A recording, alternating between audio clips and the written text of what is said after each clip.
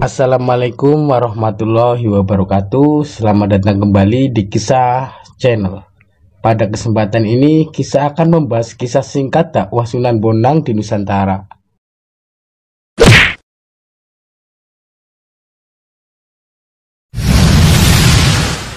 Sunan Bonang mempunyai nama asli Syekh Maulana Magdum Ibrahim, yang merupakan putra dari Sunan Ampel atau Raden Rahmat dan Dewi Condrowati atau biasa disebut dengan Nyai Ageng Manila.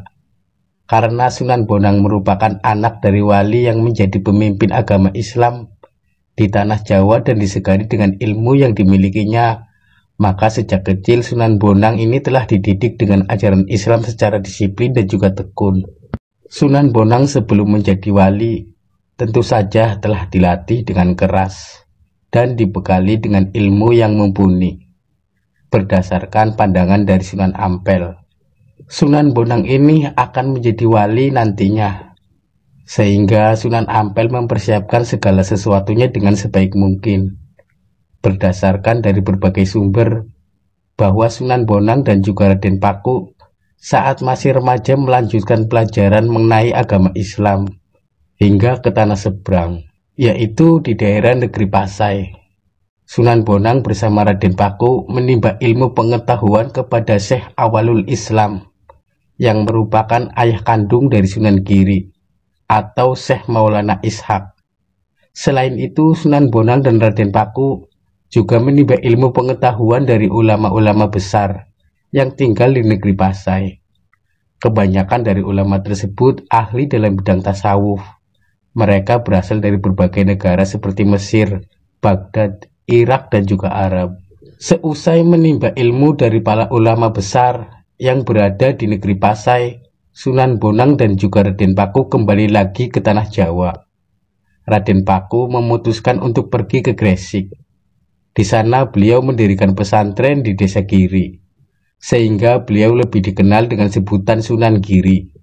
Sunan Bonang lalu diperintahkan untuk menyebarkan agama Islam dengan berdakwah di daerah Rembang, Lasem, Tuban, dan juga daerah Sampadan, Surabaya.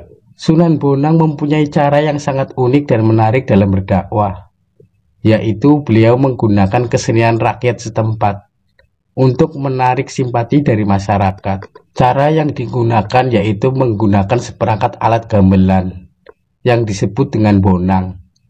Bonang ini yaitu alat musik yang terbuat dari kuningan dengan bagian tengah yang menonjol, yang biasa disebut dengan pencon. Bonang ini memainkan melodi lagu.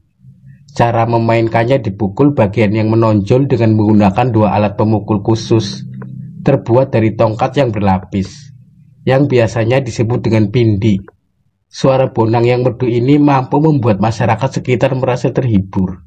Sunan Bonang ini memiliki cita rasa seni yang tinggi, sehingga jika beliau yang memainkan alat musik bonang tersebut, maka orang yang mendengar akan langsung terpesona dan terperangah.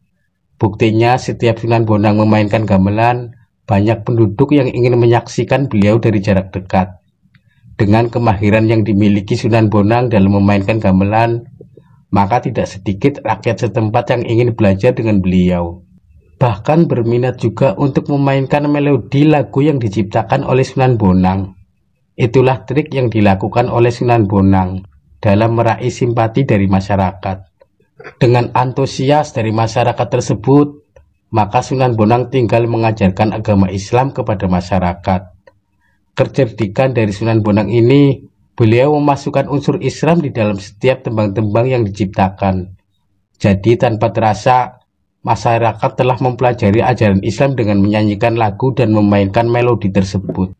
Dengan begitu, masyarakat tetap bisa belajar ajaran Islam dengan hati riang dan tidak ada paksaan sama sekali. Sebutan Sunan Bonang didapat karena Magdum Ibrahim menggunakan alat musik bonang sebagai media untuk berdakwah. Kepandaian beliau dalam mengajarkan agama Islam menjadikan pengikutnya semakin banyak, baik yang berada di daerah Pulau Bawean, Madura, Tuban, Jepara maupun di Surabaya. Sunan Bonang juga menciptakan sebuah karya sastra yang disebut dengan suluk. Karya sastra tersebut dianggap sebagai karya sastra yang luar biasa. karena menciptakan suatu keindahan akan makna kehidupan beragama. Karya sastra suluk milik Sunan Bonang ini sekarang masih tersimpan dengan rapi di sebuah perpustakaan dari universitas ternama yang bernama Universitas Leiden, Belanda. Sunan Bonang sering melakukan dongeng, dakwah keliling daerah hingga usianya lanjut. Beliau meninggal dunia saat melakukan dakwah di Bawean. Berita tersebut dengan cepat menyebar dan para murid Sunan Bonang berdatangan untuk memberikan penghormatan terakhir. Terjadi selisih paham dalam memakamkan jenazah beliau. Ada yang berpendapat dimakamkan di Bawean.